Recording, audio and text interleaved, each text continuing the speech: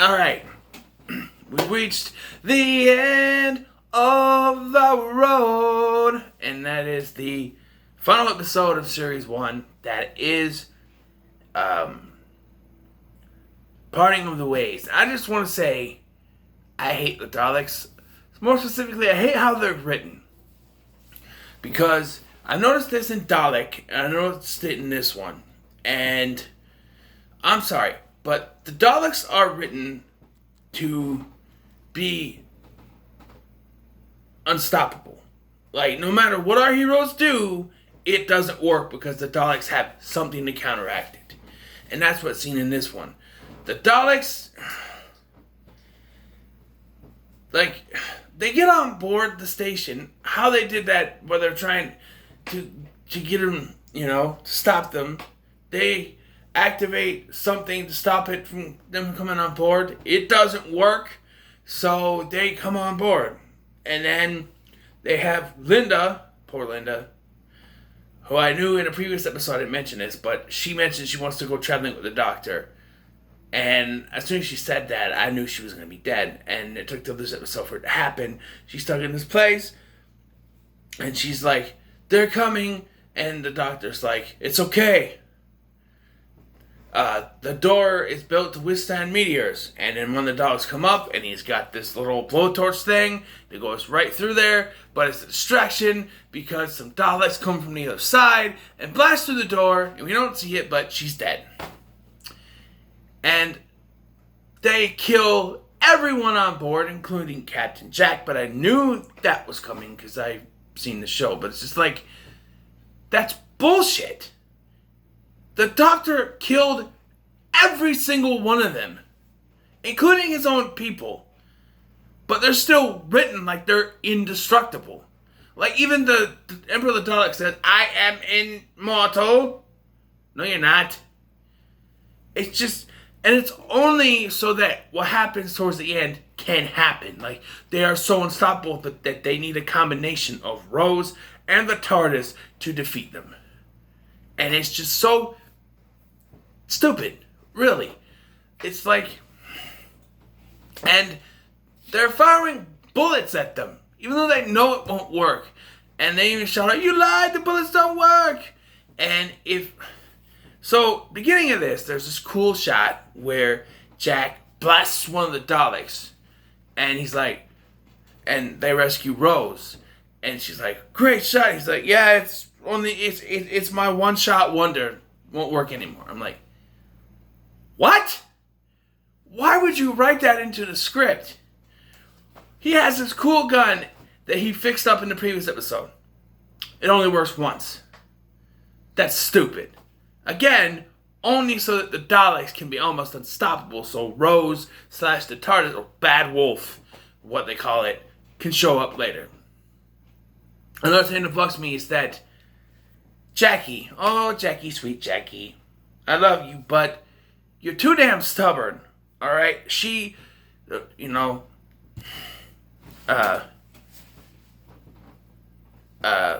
Rose tries to talk to Jackie and tell her, hey, I met Dad, the Doctor took me. By now she should know what the Doctor is capable of, but she doesn't believe her. She runs off.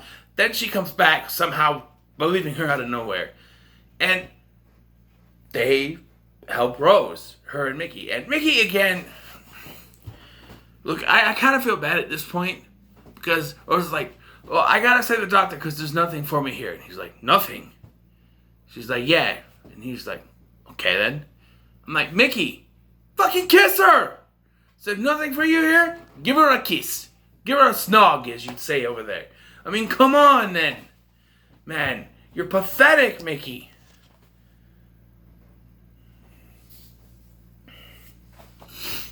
But, yeah, Rose shows up. She absorbs the time vortex, which was shown in the previous episode. She absorbs it, and the TARDIS goes back. They save the Doctor. And she disintegrates all the Daleks. And,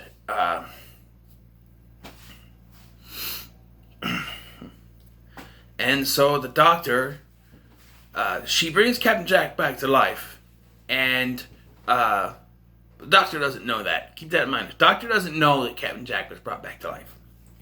So, uh, he absorbs the vortex from Rose and sends it back into the TARDIS. Now, before I continue, I want to go back. When the Daleks show up, they go down to where the rest of the humans are congregated. Slaughter all the humans. But there's this one guy, the guy that Rose was competing against. He keeps screaming, "I won! I shouldn't have to die! I won!" I'm like, what?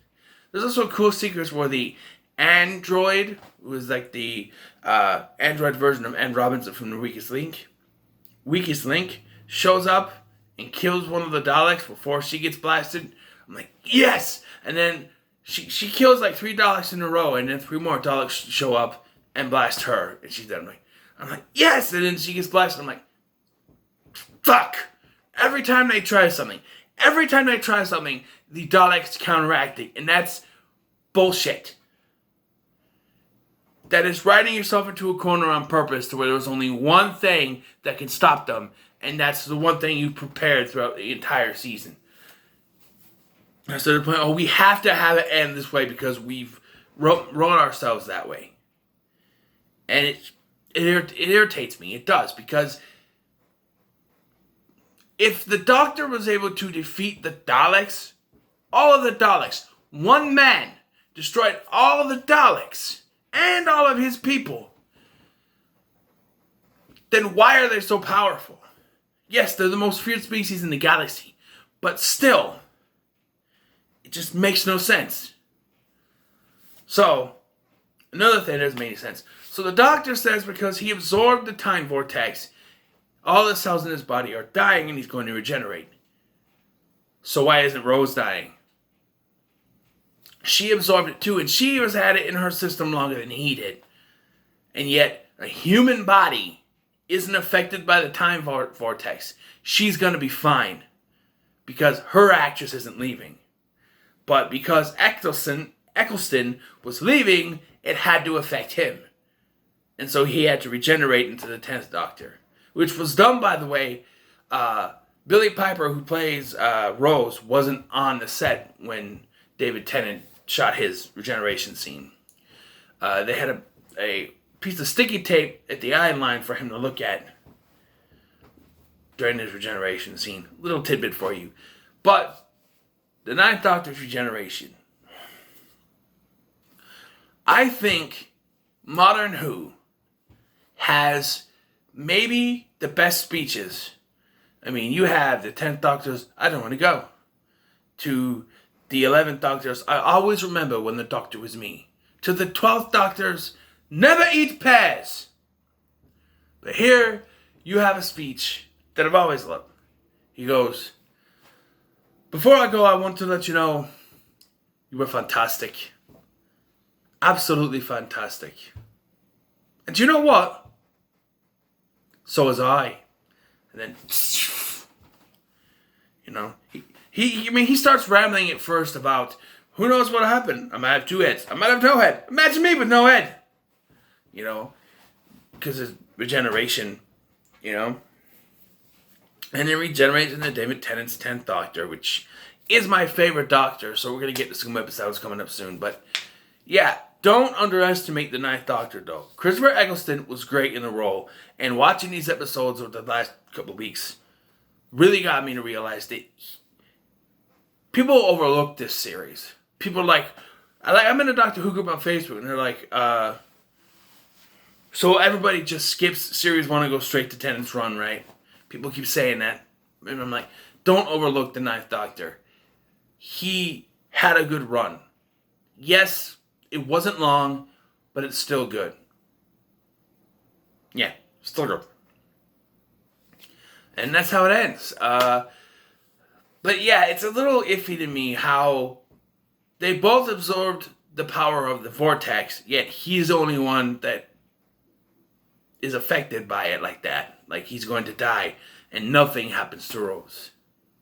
Because her actress wasn't leaving the show. That's the only I think of is that they didn't write something with her, like she's not sick, nothing. And we get the Christmas special next episode. David Tennant's Doctor is knocked out for most of the thing. I don't understand why. Maybe I'll look on Wikipedia and they'll tell me, but he's knocked out for most of it. maybe to make a triumphant entrance as a doctor later, but she's fine. So it's kind of hard to understand, but who knows? But yeah, this was pretty good. I'm gonna do a top 5, maybe. On my top 5 favorite episodes of Series 1. Who knows? Maybe I will, maybe I won't. Till then, what are your thoughts on this episode? Let me know in the comments below. Make sure to like, share, and subscribe. Thank you for watching. I've been Scotty. See you in the next one.